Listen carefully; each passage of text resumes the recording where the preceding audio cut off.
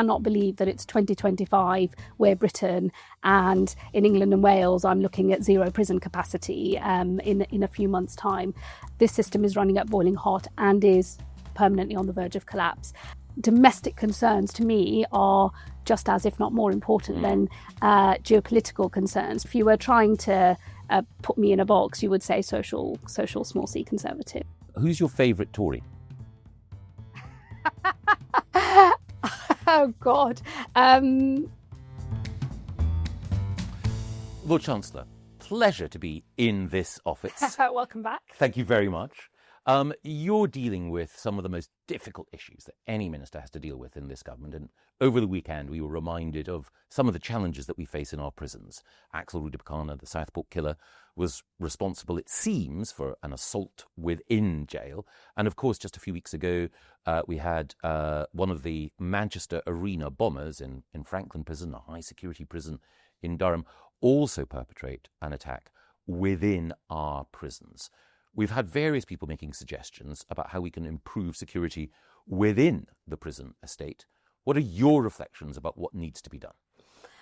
You'll appreciate there is a live police investigation, so I won't want to comment on the specifics of individual cases.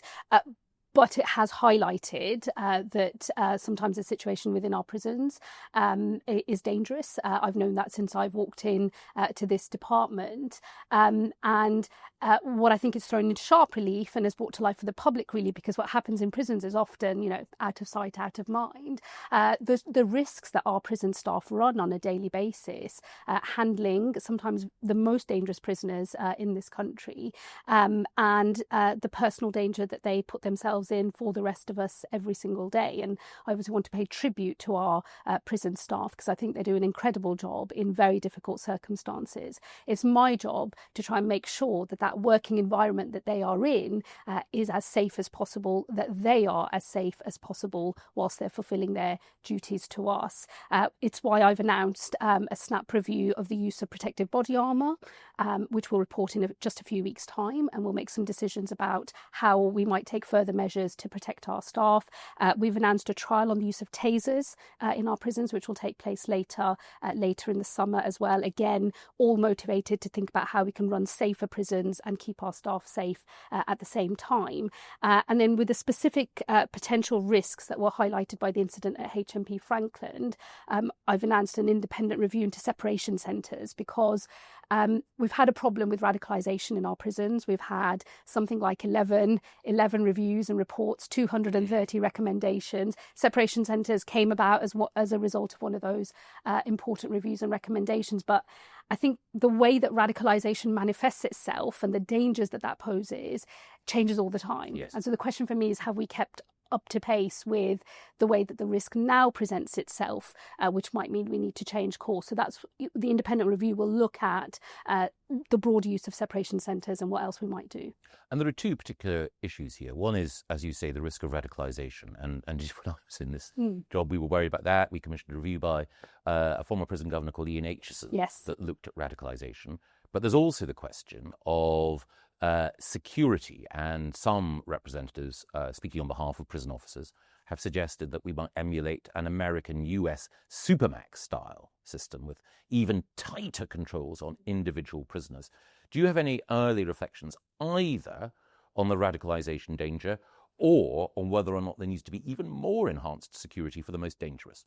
Well, on the radicalisation issue in particular, we have more of these people in our prisons. I mean, in a way, it's what happens when your police and your security services are doing a good job, i.e. you're able to bring more of these people. Rather they were inside. Correct, rather than outside planning further attacks and killing. So that part of the system has worked well. But then when you have a higher number of a very particular kind of dangerous individual in your prisons, you do have to keep interrogating the question of how you're handling them, how are you, maintaining that risk in a way that keeps your staff and other prisoners safe, and then also preventing them from having a further deleterious impact on the rest of the prison estate, which is why the separation centres came into being in the first place, because there were individuals that were using their ability to roam freely in a prison or in a wing or whatever to propagate further extremism and to radicalise radicalise other prisoners. So the decision was made to put them in a tighter, more controlled environment.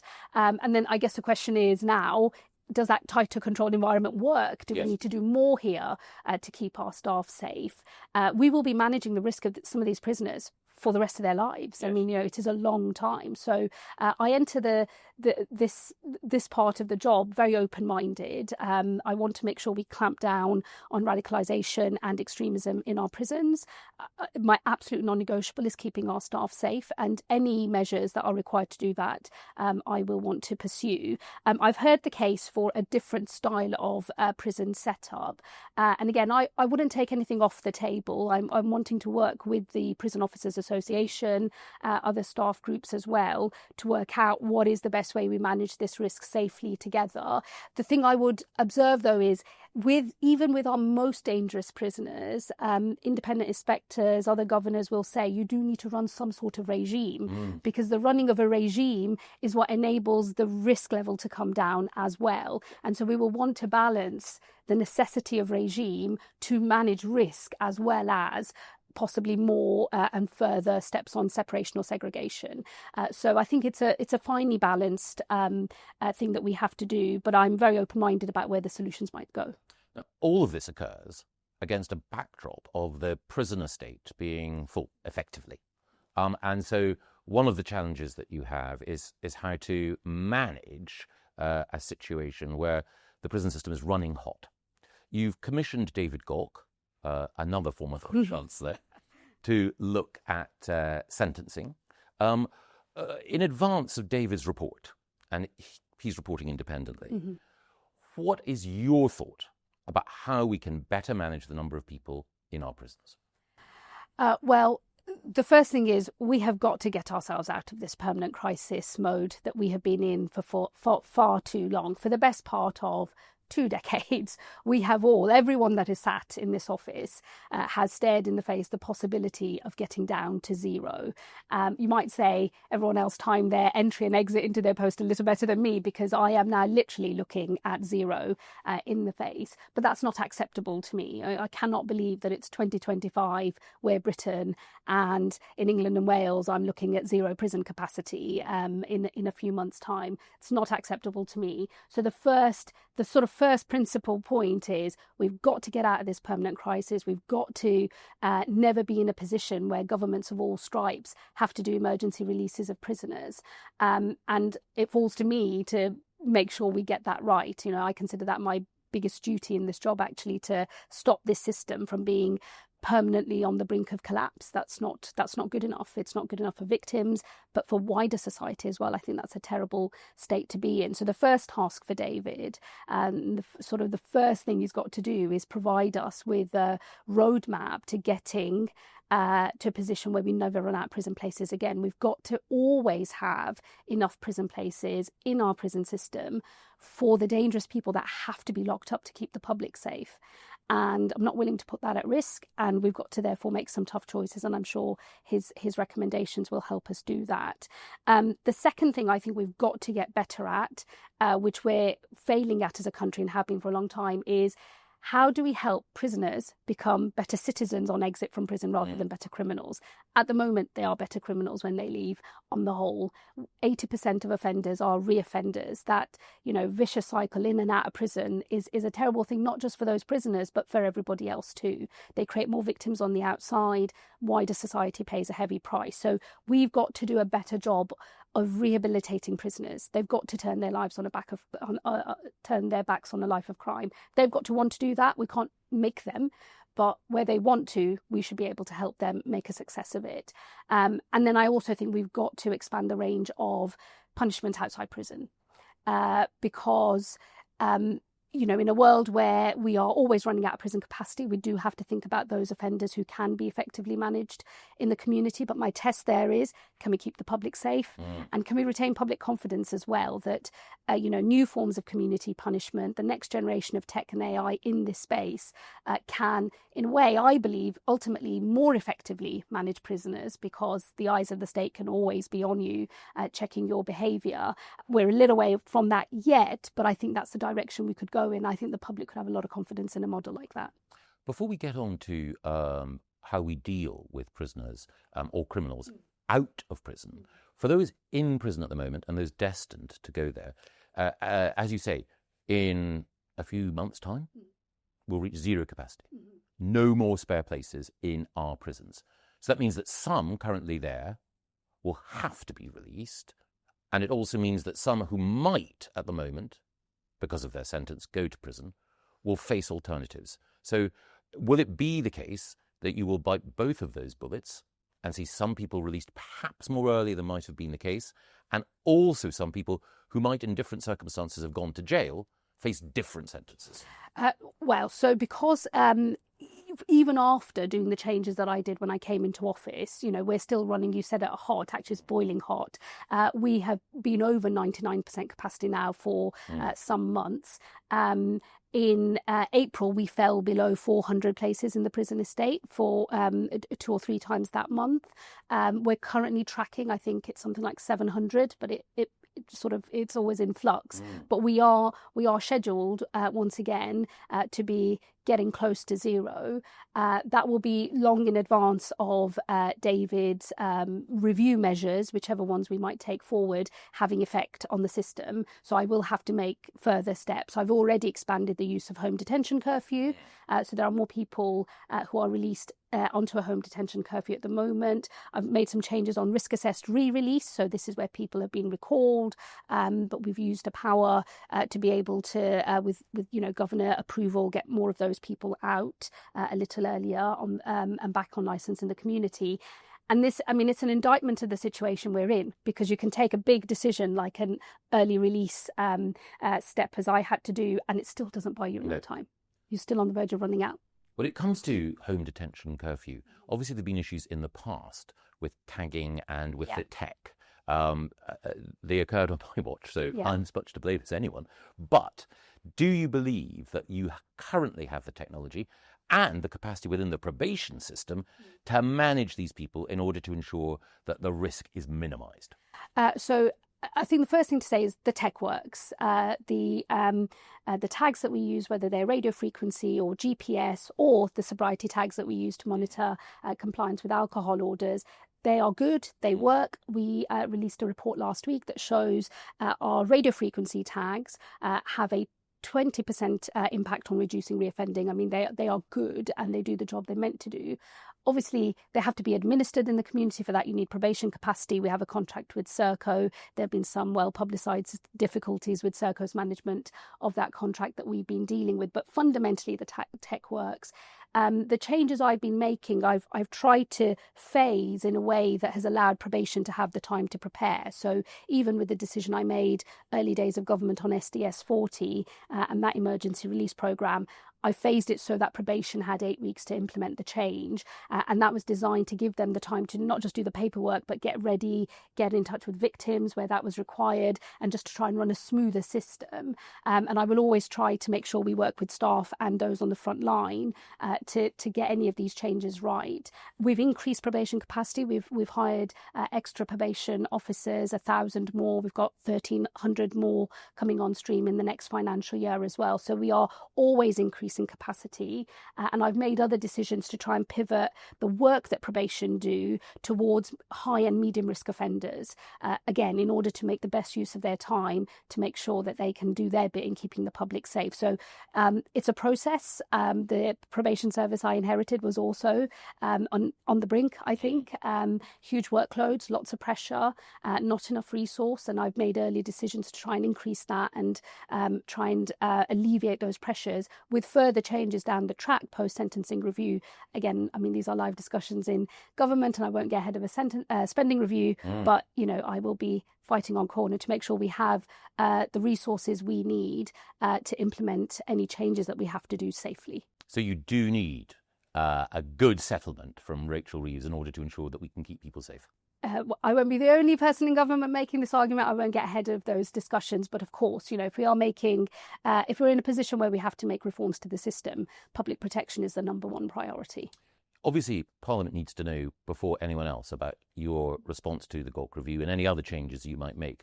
But is there something guiding your philosophy that you can share now in order to help people to understand when you make that announcement where it comes from?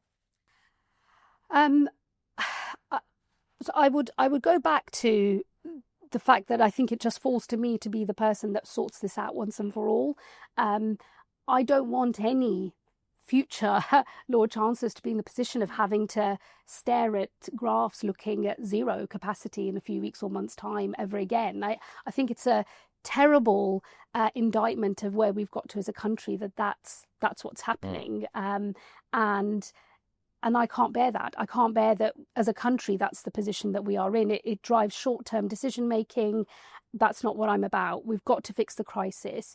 It's a dual approach. So there's sorting out the permanent crisis, and then there's sorting out the slightly more hidden crisis on reoffending as well. So to my mind, the two things go hand in hand. We've got a poor track record on reducing reoffending, so we keep needing lots of prison blazes for the people that are going in and out of the system, and then the system's running out anyway. So on both these fronts, we've had an absolute shocker as a country over the last couple of decades or so, and I've got to fix it. Doing the right thing might well mean taking political pain. Mm-hmm. Are you confident that the Prime Minister will back you in what needs to be done? And are you also prepared to see your popularity in the country potentially take a hit in order to resolve this problem? Because it may blight your otherwise bright political future. Well, that bit is easy because it's not about me. I've got a job to do, and that's the only thing I'm focused on, is what I care about. And I've taken a solemn oath on my holy book. And to be honest, that is a very good leveler of helping you decide what is and what is not important. And I know what's important, and getting this right for the country is the most important thing. And as for support across government, the Prime Minister has backed the decisions I've been making. He's understood the scale of the crisis. He's a former Director of Public Prosecutions. He understands the criminal justice system. I think even he was shocked when I had to show him graphs during the summer of disorder last year of where the prison capacity really was at. And it was a real eye-opening moment for him and everybody else, I think, in government. But I think it is now understood across government with my colleagues in Cabinet that this system is running at boiling hot and is permanently on the verge of collapse. It means it's a hard road ahead, and I accept that. But in my world, it's much worse to be putting the public at risk because you've got a permanent crisis. Your acting permanent secretary, Amy Rees, is someone who was an outstanding prison governor. Are there in the prison estate at the moment governors who you would point to as exemplars when it comes to rehabilitation? And are there some people in the system as governors who perhaps need to be moved on? Oh, well, I won't name and shame, but there are definitely some prisons where there has been an exceptional turnaround with excellent leadership right from the top, either on running a better regime in prison, on staff safety, and then on delivering rehabilitation programs and making a success of it. And there are other prisons that obviously struggle and where that isn't working as well as it should. My own approach is sort of not to go in on the attack, as it were, on the governors themselves. Mostly people are trying to act and do their best. It's more to think about some of the root causes, that might be afflicting particular prisons on design or maintenance that are, proving keeping drones out, for example, to be a bigger challenge in some places than others. So sometimes there are practical things that we can look to instead. But absolutely, leadership and local leadership makes a difference, and how to take the best of that leadership and clone it or reproduce it everywhere is part of the task here as well, which I'm very alive to. I know you and others have talked a lot in your tenure about more governor autonomy and allowing governors to act more freely over the prison that they run. It's not something I'm ideologically opposed to in any way. I just think I've come in at the point where there is the crisis of capacity first and foremost, and my first job is to get the capacity problem sorted before I can sit with my governors and work out actually what kind of leadership it takes to run the better prison. So don't make the perfect the enemy of the good. Exactly. Solve the crisis now and then see what more can be done. Absolutely. But I fully accept that once you're beyond the capacity crisis, there is a big job to do to make sure our prisons are effective. Prisons aren't the only crisis area you face. We have a huge court backlog. We do. And justice delayed is justice denied. do you believe that there needs to be a change in the way in which our courts are run, and also a change in the way in which we approach what a fair trial means? The Times' Crime and Justice Commission has suggested that we should have fewer jury trials in order to accelerate justice, and this is a call that's been backed by former Lord Chancellors. What's your view? We need big reform in our courts. I think that it's become a little bit too easy to say justice delayed is justice denied, but with no action then to stop justice from being delayed. I think that, again, one of the horror discoveries when I came into office was even running the system with funding at total max system capacity, the backlog still goes up. And that's because the sheer demand coming into the system is huge.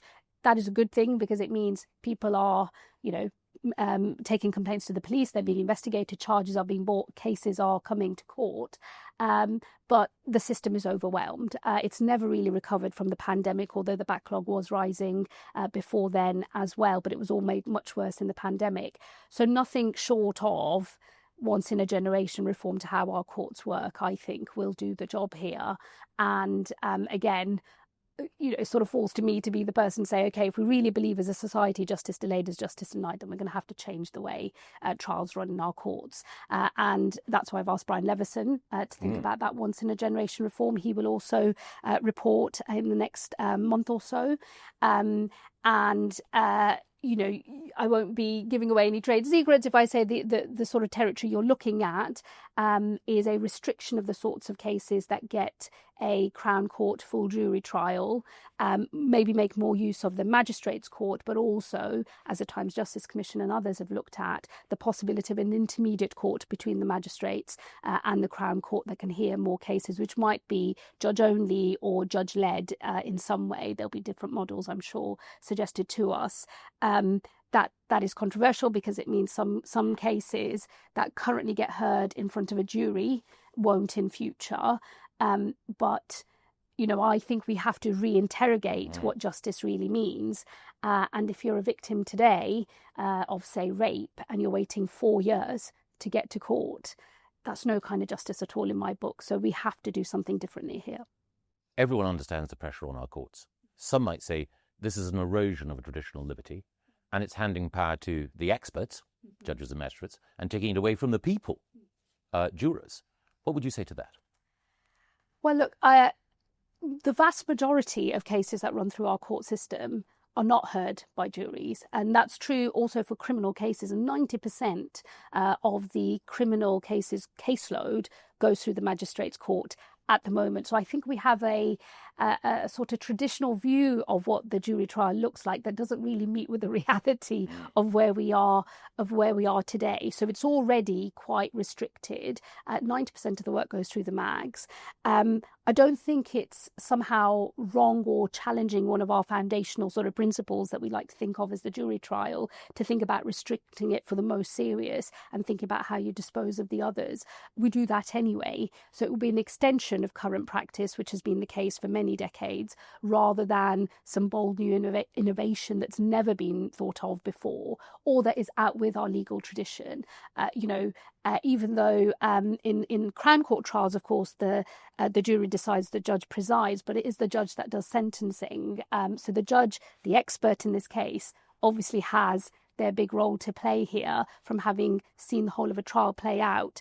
I'll just reflect that actually, soon after I was appointed Shadow Justice Secretary, just by quirk of fate, I was called up to do jury service, which was a real education in Birmingham, which I did in that summer recess. And I sat in on a trial, and on one level, it was an absolute sort of almost heartwarming bit of sort of Britishness in practice, because every single member of that jury took it so seriously. We were all from different walks of life, different levels of education. People really cared about applying the law correctly. We went back to the judge twice to ask for further information. Everyone took it properly seriously. So in that way, it's a sort of moment of pride, I guess, that we are in a country that, can rise to the occasion in this way. But the case we were looking at had been waiting 4 years to get to trial. I won't give away too many of its details, but it involved a sexual assault. The victim was 4 years older, the defendant was 4 years older, had more family in the interim. I mean, there's no way in which you could say that that system had done right by either of those people, really. And I came away from that experience thinking, my God, we've got to be able to do better, because, it's just not the right way to run these sorts of cases. So I have a high appetite, I think, for reform in this space, because of what's necessary, but because I've seen firsthand through my own experiences and also in my own constituency just the weight that victims have. And one of my colleagues lobbied me the other day on a case I can't intervene because listings are a judicial function anyway, but they were just distraught because one of their constituents is a victim of a rape, is in her late 70s, has had the trial delayed and thinks she might die before it actually gets before a court. I don't believe that we should be presiding over a system that has those results. You mentioned that listings are a judicial function. Obviously, changing the way in which we approach jury trial can be one way of accelerating justice. What are the other blockages in the system? Is it the way the judiciary operate? Not a criticism of individual judges, but just the traditions that they inherit. Is it because the CPS aren't as efficient as they should be? The police? Or is it the case that we simply don't have enough staff in our courts in order to make sure that we can have the throughput that we need? Well, there's definitely a problem of productivity and efficiency across the whole of the criminal justice system. So it isn't just a problem at the judge end of the spectrum. Across the piece, it takes too long to prepare case files. The amount of redaction that has to occur, all of the file checking processes between the police and the CPS, both complain regularly that both need to improve, the other needs to improve more, and then you get into what happens at courts. That can also sometimes feel very inefficient. It's why the second phase actually of Brian's work is almost just as important as the first. The first is around policy changes that might require legislation, so I asked him to prioritise that on court reform, but the second is how we drive greater productivity and efficiency through the whole system, and this is about practices across the CJS.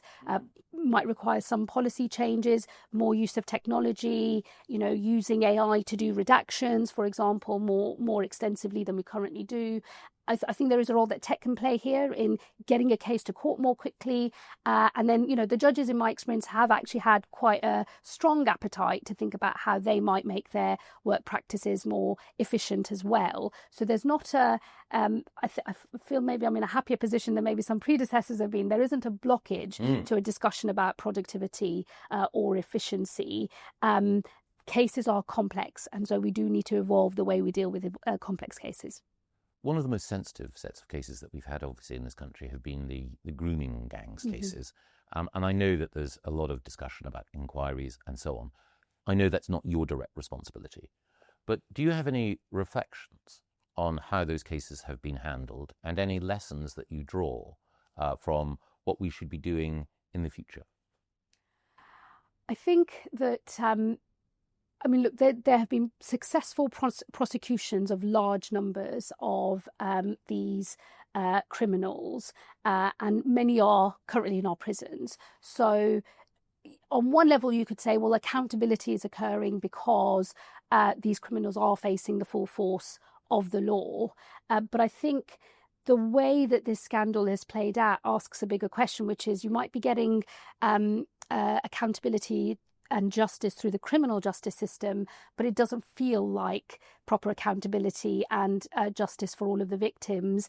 And that's because there is this still, I think, outstanding question of why so many people maybe look the other way, or why this wasn't picked up and given the prominence that it was, that it needed.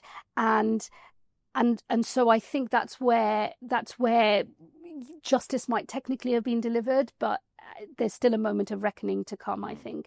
And that is why, actually, as a government, we thought more of local inquiries, because those local failings that need to build trust in local institutions is almost more important than the national institutions, because on one level, actually the police, the courts, once they started dealing with this crime, and that didn't happen for far too long, but once they started prosecuting, we were able to see cases come through the system. So there was some concern following on from Jess Phillips' statement that these local inquiries might be kicked into the long grass. Your own view, and it's a Home Office matter, but your own view is that it's really important that we do have local inquiries in order to answer some of these broader policy questions as well as the criminal justice questions. Yes, there's and I think it's not just broader policy questions at local level, but I would almost describe it as a need for truth and reconciliation. Yeah. There is such a visceral pain and a total shattering of trust in people that should have done a better job locally, whether that's local authorities, children's services, police officers, all the sorts of people you would feel you can trust. And that trust has been fundamentally shaken, if not totally broken in some of these places. And I think there is that need for reckoning. I hope I'm not overstating it as truth and reconciliation, but in my mind, that's what it feels like is needed. Totally understood. Obviously, one of the issues that's been raised is the cultural factor. Let's put that to one side.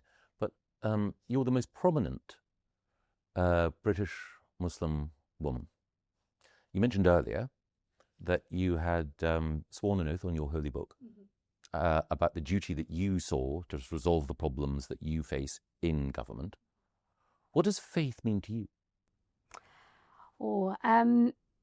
Faith is the central core of who I am. It is the absolute calling of my conscience, and my conscience calls me to God, is how I describe it. And I always say I knew when I became a proper adult, when in my early 20s, I knew without any shadow of a doubt that I'm a Muslim. I'm not a Muslim because my parents are Muslims and they raised me as a Muslim. I'm a Muslim on my own account because I have my own conscience and my conscience calls me to God.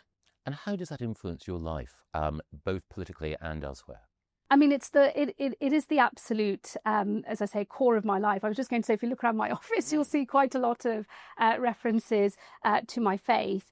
It is the thing that grounds me in my life, and it's where I draw my sense of duty and public service from. My understanding of Islam, how I have practiced Islam my whole life, has been about viewing life as a gift from God, but it's also a test from God. The things I have been blessed with and privileged to have, like a great education, being British, being in this country, having the freedoms that I have, they're not just a happy thing for me to clock up for myself.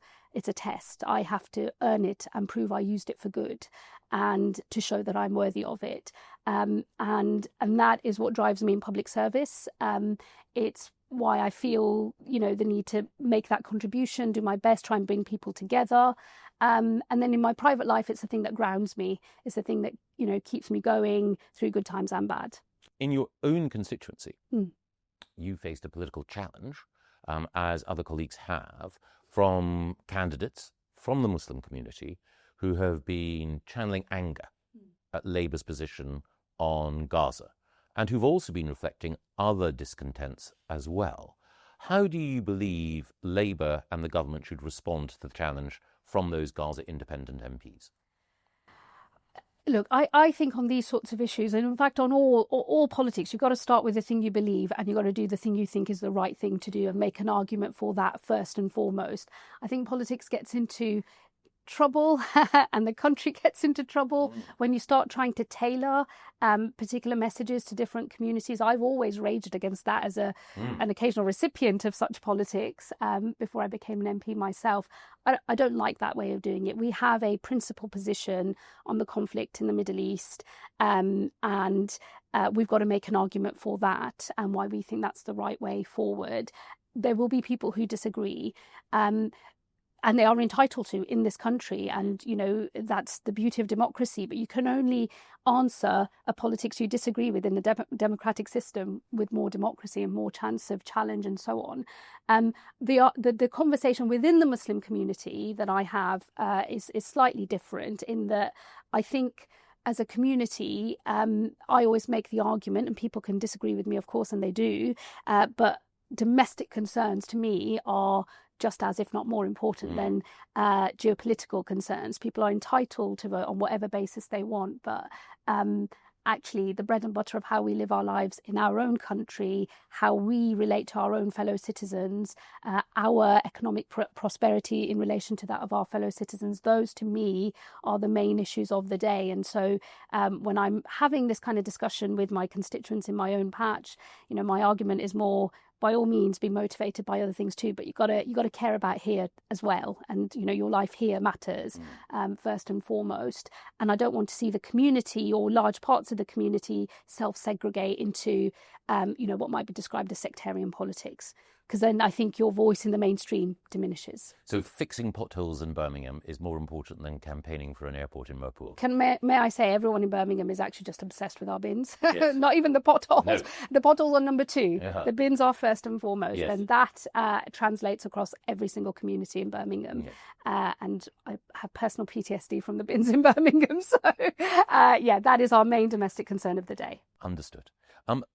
Another area where your faith has entered the political debate, partly as a result of comments from others, is on the whole question of assisted dying. Mm-hmm. You made clear your concerns about the legislation. Have your concerns grown since the legislation has been in committee? I think my concerns are the same as they were before. Yeah. I think there'll be a judgment call for Parliament about whether some of those safeguards have been taken away. But, I didn't think that what the safeguards were in the first place were strong enough to meet my concerns either. So, my objection to assisted suicide is a sort of principled objection about what I think the state should and should not do. And the fundamentals of that have not changed. So I will still be voting against the legislation when it returns. Very clear. There's a debate raging, or at least being conducted, within the Labour Party and here within government about the future direction that the government should take. You've been associated with Labour Together and with the blue Labour tradition. Do you believe that some of the things that blue Labour politicians like Dan Carden and Jonathan Brash and Jonathan Hinder have said are the right cue for the next stage of Labour government, and that there are other traditions or arguments that you believe should be listened to more? I have a natural affinity for the faith, flag and family element of Blue Labour. Again, if you take a look around my office, it probably says quite a lot of that to you too. So to the extent that, Blue Labour is a group of people that call for a more communitarian politics, a recognition of our rights and responsibilities to each other, that negotiation process of how different types of people learn to live together, the things that are part of our democratic pluralistic traditions. I have a natural affinity for that. I have a sort of, I would gravitate towards that myself. I think they have just as much a contribution to make as other groups as well. What's interesting, I think, post global financial crisis in both political parties, there is this contestation going on about not just future direction, but also philosophical turn. And long before Blue Labour, there were Red Tory. It's a thing that's been happening in our politics for a while. I think they've certainly got a contribution to make, and the politics they argue for is very rooted in the day-to-day concerns of working people across our country. And to the extent that that's what they're advocating for, that I think fits neatly with the approach that Keir has taken with his government. So, you would say that you were obviously politically on the left and progressive. You're not a liberal. No. I think others might have described my politics a bit more socially, small c, conservative. These days, all of these words are contested, so you're never quite sure, what the label what means today and what it might mean in the future. I am not like a capital L liberal in that sort of liberalism tradition. As I say, if you were trying to put me in a box, you would say social small c conservative. And does that also mean that you believe that we need to take action to bring migration down as well?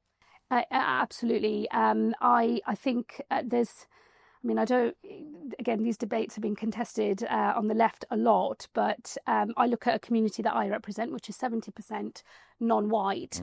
And if you ask my constituents, they want a fair managed migration system. They think there should be rules. Most of them will say they came in on the basis of really quite strict rules that they followed to come to this country to work and make a life for themselves. And they want that sense of fairness for everybody that might come now or in the future. But they do want strong borders, and they do want a system that, everyone plays by the same rules. So I've always had that view around migration. I just don't know why we've got ourselves in a tangle talking about migration controls on the left of politics, because it's really pretty fundamental to the way a lot of our voters think, and a lot of the communities that we've always represented in politics think. So I think we're just returning to the sensible voices of the people that put us in these positions in the first place. A few quick fire questions. Okay. Who is your political hero or heroine? Oh. Well, I tend to go for the women that broke the mold, so and came through in tight patriarchal systems. So Benazir Bhutto, Margaret Thatcher, not for the substance of their politics, but for what they represented for women and the ability to make a contribution. And within the Labour Party, within Labour history, who do you think is the greatest reformer, male or female? Oh, I mean, it has to be Attlee, I think, and what that government achieved after the Second World War. Who's your favourite Tory? Oh, God. Well, I'll say the one that's doing a review for me at the moment. Okay. David Cork. What's your idea of a perfect Saturday evening at home? Oh, well, where I'm in full kitchen mode, making one of our traditional South Asian dishes entirely from scratch and feeding my whole family. Villa or city? Now, both are in my patch, so I am absolutely straight down the line diplomat on this one, both. I have worked very closely with both clubs. Villa is now actually outside of my constituency, unfortunately, because of boundary changes, but I still claim them as my own, because for 15 years I did football diplomacy in Birmingham Ladywood, and I can't leave that behind. Lord Chancellor, thank you very, very much. Thank you.